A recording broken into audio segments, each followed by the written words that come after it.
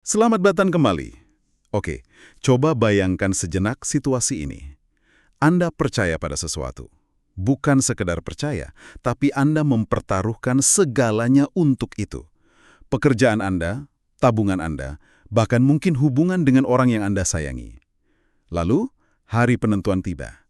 Dan di depan mata Anda, keyakinan itu terbukti salah total. Hancur lebur. Apa yang Anda lakukan? Mengakui kesalahan?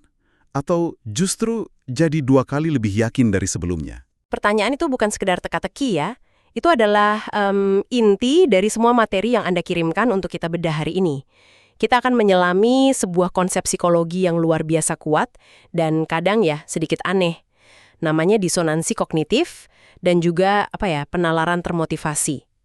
Intinya, kita akan lihat bagaimana otak kita yang kita anggap rasional ternyata lebih sering bertindak kayak pengacara. Pengacara, maksudnya? Iya, pengacara yang keras kepala untuk membela keyakinan kita, bukan sebagai ilmuwan yang mencari kebenaran. Jadi ini bukan soal bodoh atau pintar ya, ini lebih kayak mekanisme pertahanan diri psikologis. Tepat sekali. Misi kita kali ini, berdasarkan sumber-sumber Anda, adalah membongkar beberapa kisah luar biasa yang menunjukkan cara kerja mekanisme ini. Kita akan mulai dari sekte UFO di tahun 50-an.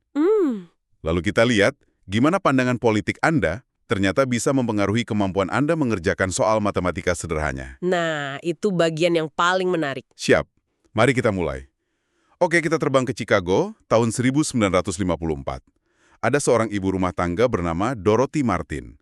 Dia ini mengklaim menerima pesan telepati. Dari alien kan? Betul! Dari alien di sebuah planet bernama Clarion. Pesannya sangat jelas dan mengerikan. Akan ada banjir besar yang menenggelamkan dunia pada tanggal 21 Desember 1954. Kiamat. Tapi seperti biasa, selalu ada jalan keluar.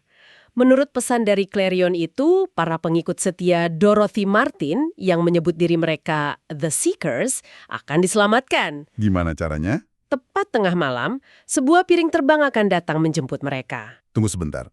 Ini bukan sekedar keyakinan pasif kan? Disinilah ceritanya jadi gila. Para pengikut ini benar-benar, all in. Oh ya? Sumber yang Anda berikan merinci kalau mereka berhenti dari pekerjaan, meninggalkan pasangan yang nggak percaya, dan nyumbangin semua uang dan harta benda mereka. Betul. Bahkan ada detail, menjelang hari H, mereka melepas semua benda logam dari pakaian. Serius? Sampai segitunya? Resleting, kancing, bahkan kawat bra. Wah! Dan detail kecil seperti kawat bra itu sangat penting. Itu menunjukkan tingkat komitmen yang absolut. Komitmen ekstrim inilah yang akhirnya menarik perhatian seorang psikolog sosial bernama Leon Festinger. Aha, ini dia namanya. Iya, dia dan timnya berpikir ini kesempatan langka. Mereka kemudian menyusup ke dalam kelompok itu. Jadi mereka nyamar jadi pengikut. Pura-pura jadi pengikut. Tujuannya bukan untuk diselamatkan alien, tapi untuk mengamati dari dekat. Mereka punya hipotesis tentang apa yang akan terjadi ketika ramalan itu gagal. Ini kayak eksperimen psikologi di dunia nyata ya? Persis. Saya coba bayangkan suasana malam itu. Mereka semua kumpul di rumah Dorothy Martin, jam terus berdetak mendekati tengah malam, pasti tegang sekali. Tentu, mereka sudah mengorbankan segalanya. Jam menunjukkan pukul 11.55, 11.59, lalu tengah malam. Dan yang terjadi adalah Tidak ada apa-apa. sama sekali. Sama sekali. Tidak ada piring terbang di langit. Tidak ada tanda-tanda banjir. Hanya keheningan yang luar biasa canggung di dalam ruangan itu. Aduh, saya nggak bisa bayangin rasa canggungnya. Apa ada yang berani lihat jam? Atau semua cuma diam? Di titik ini kan secara logika, mereka seharusnya sadar, oke, kita semua sudah melakukan kesalahan besar. Harusnya begitu. Nah, disinilah disonansi kognitif, istilah yang kita sebut tadi, mencapai puncaknya. Ada dua pikiran yang saling bertabrakan di kepala mereka. Oke, apa itu? Pikiran pertama, saya orang yang cerdas, dan saya telah mengorbankan seluruh hidup saya untuk keyakinan ini. Pikiran kedua. Bukti di depan mata saya, langit yang kosong dan jalanan yang kering, menunjukkan keyakinan ini salah. Dan otak manusia benci sekali konflik seperti ini kan? Benci banget. Sesuatu harus diubah untuk meredakan ketegangan itu. Dan yang mereka ubah bukanlah keyakinan mereka kan? Tepat, mengubah keyakinan berarti harus menerima bahwa mereka telah melakukan kebodohan yang luar biasa.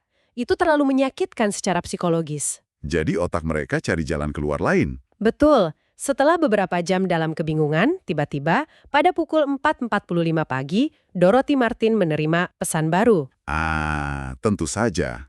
Dan isinya? Pesan itu pada dasarnya bilang bahwa Tuhan sangat terkesan dengan keyakinan dan cahaya dari kelompok kecil itu. Sehingga dia memutuskan untuk membatalkan kiamat dan menyelamatkan seluruh dunia. Luar biasa. Jadi kegagalan total ramalan itu mereka putar balikan jadi bukti kesuksesan terbesar mereka. Tepat. Mereka bukan orang yang salah, tapi merekalah pahlawan penyelamat dunia. Persis. Dan setelah itu, alih-alih bubar dengan rasa malu, keyakinan mereka justru menjadi lebih kuat dari sebelumnya. Jadi makin militan. Betul. Mereka yang tadinya tertutup, sekarang mulai menelepon media, bersemangat menyebarkan kabar baik bahwa pengorbanan merekalah yang telah mencegah kiamat. Kegagalan bukti justru memperkuat iman. Fenomena ini persis seperti yang diprediksi oleh Veskinger. Dari pengamatannya, dia merumuskan 5 kondisi yang membuat keyakinan seseorang bisa semakin kuat justru saat dibantah oleh bukti. Oke, coba kita bedah satu persatu. Apa saja 5 syarat itu? Pertama, keyakinan itu harus dipegang dengan sangat teguh dan mendalam. Jelas, mereka mempertaruhkan segalanya. Cek. Kedua, orang tersebut harus sudah melakukan tindakan nyata yang signifikan dan sulit untuk diubah. Tindakan ini mengikat mereka. Seperti menjual rumah atau meninggalkan keluarga. Kalau cuma percaya dalam hati, mungkin lebih gampang lepas ya. Oke, masuk akal. Cek. Ketiga, keyakinan itu harus cukup spesifik dan bisa diuji di dunia nyata. Jadi harus ada momen penentuan. Piring terbang pada 21 Desember tengah malam. Tepat. Keempat, dan ini yang paling krusial, harus ada bukti yang jelas, nyata, dan tak terbantahkan bahwa keyakinan itu salah. Kiamat yang tidak terjadi adalah bukti yang paling tak terbantahkan. Dan yang kelima, ini mungkin yang terpenting, harus ada dukungan sosial. Orang itu tidak sendirian. Oke. Kalau seorang pengikut nunggu sendirian di rumahnya dan piring terbang nggak datang, dia mungkin akan merasa sangat bodoh dan diam-diam melupakan semuanya. Tapi karena mereka bareng-bareng? Karena mereka berkumpul, mereka bisa saling menguatkan dan bersama-sama mencari rasionalisasi. Kamu juga nggak lihat piring terbangnya kan? Oke, pasti ada penjelasan lain. Kelompok The Seekers ini memenuhi kelima syarat itu dengan sempurna. Kisah sekte ini kedengarannya ekstrim dan mungkin jauh ya dari kehidupan kita sehari-hari. Tapi saya jadi mikir, jangan-jangan kita semua punya sekte kecil kita sendiri. Maksudnya gimana tuh? Maksud saya, sebuah keyakinan yang kita bela mati-matian. Apakah mekanisme yang sama juga berlaku untuk isu yang lebih umum, katakanlah, seperti perdebatan soal perubahan iklim? Pertanyaan yang sangat bagus, karena jawabannya iya. Mekanismenya identik. Mari kita lihat dari sudut pandang disonansi kognitif. Bagi seseorang yang identitasnya terbangun di atas ideologi pasar bebas dan anti-regulasi pemerintah, menerima fakta bahwa aktivitas manusia menyebabkan perubahan iklim akan menciptakan disonansi yang luar biasa. Kenapa? Oh, karena kalau mereka terima fakta itu, solusinya kayak pajak karbon atau regulasi akan bertentangan langsung dengan ideologi mereka. Tepat sekali. Jadi ada konflik. Ideologi saya benar versus bukti ilmiah menunjukkan ideologi saya butuh koreksi besar. Dan dalam situasi ini, secara psikologis jauh lebih mudah untuk menyerang buktinya ya? Jauh lebih mudah. Daripada harus membongkar seluruh fondasi identitas dan pandangan dunia yang sudah dibangun bertahun-tahun. Jadi alih-alih mengubah pikiran, mereka lebih memilih cari artikel yang bilang ilmuwan iklim bohong, atau datanya salah, atau ini cuma siklus alami. Betul. Mereka akan melakukan senam mental. Apapun, asalkan tidak perlu mengubah keyakinan inti. Ini bukan berarti mereka tidak cerdas loh. Oh ya? Justru sebaliknya, kecerdasan seringkali digunakan untuk menemukan argumen yang lebih canggih untuk mempertahankan apa yang sudah ingin mereka percayai. Oke, ini membawa kita ke bagian yang menurut saya paling mengejutkan dari semua sumber yang Anda berikan. Sebuah studi dari Universitas Yale yang menunjukkan bagaimana keyakinan kita tidak hanya mempengaruhi opini, tapi secara harfiah bisa mematikan kemampuan kita dalam berhitung. Iya, studi ini brilian dalam kesederhanaannya. Para peneliti memberikan partisipan sebuah soal matematika yang disamarkan sebagai tes interpretasi data. Versi pertama, soalnya tentang krim kulit baru. Partisipan diberi tabel data sederhana. Oke. Katakanlah dari orang-orang yang pakai krim, 223 orang ruamnya membaik, 75 memburuk. Dari yang nggak pakai krim, 107 membaik dan 21 memburuk. Pertanyaannya, Apakah krim ini efektif? Secara intuisi, saya mungkin akan lihat angka terbesar, yaitu 223, dan langsung mikir, wah banyak yang membaik, berarti krimnya manjur. Nah, itu jebakannya. Jawaban yang benar butuh satu langkah perhitungan lagi, yaitu melihat rasionya. Oke. Di kelompok pemakai krim, sekitar 75% orang membaik. Tapi di kelompok yang tidak pakai krim, sekitar 84% membaik. Jadi krimnya justru memperburuk keadaan. Betul. Jika Anda bisa berhitung dengan benar, Anda akan melihat itu. Oke, jadi soal krim kulit, kebanyakan orang salah jawab, terlepas dari pandangan politik mereka. Agak menjebak, tapi netral. Terus apa yang dilakukan peneliti? Nah, disinilah kejeniusannya. Mereka memberikan soal yang persis sama, dengan angka yang identik, kepada kelompok partisipan lain. Tapi mereka mengubah ceritanya.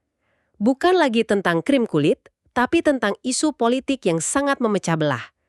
Larangan membawa senjata api tersembunyi. Tunggu. Jadi Anda mau bilang kemampuan saya hitung-hitungan rasio sederhana tadi bisa tiba-tiba jadi jago atau jadi bego tergantung apakah jawabannya cocok dengan pandangan politik saya atau tidak?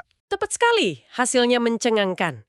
Ketika angka-angka itu disusun sehingga jawaban yang benar menunjukkan bahwa larangan senjata berhasil menekan kejahatan, Oke. partisipan yang liberal yang cenderung mendukung kontrol senjata tiba-tiba jadi jago matematika. Mereka secara signifikan lebih mungkin menemukan jawaban yang benar. Dan sebaliknya, ketika angka yang sama persis disusun untuk menunjukkan bahwa larangan senjata itu gagal menekan kejahatan, Giliran partisipan konservatif yang jadi jenius matematika. sementara kaum liberal yang dihadapkan pada kesimpulan yang tidak mereka sukai, kemampuan berhitungnya seolah-olah menurun drastis. Ini adalah bukti telak dari penalaran termotivasi.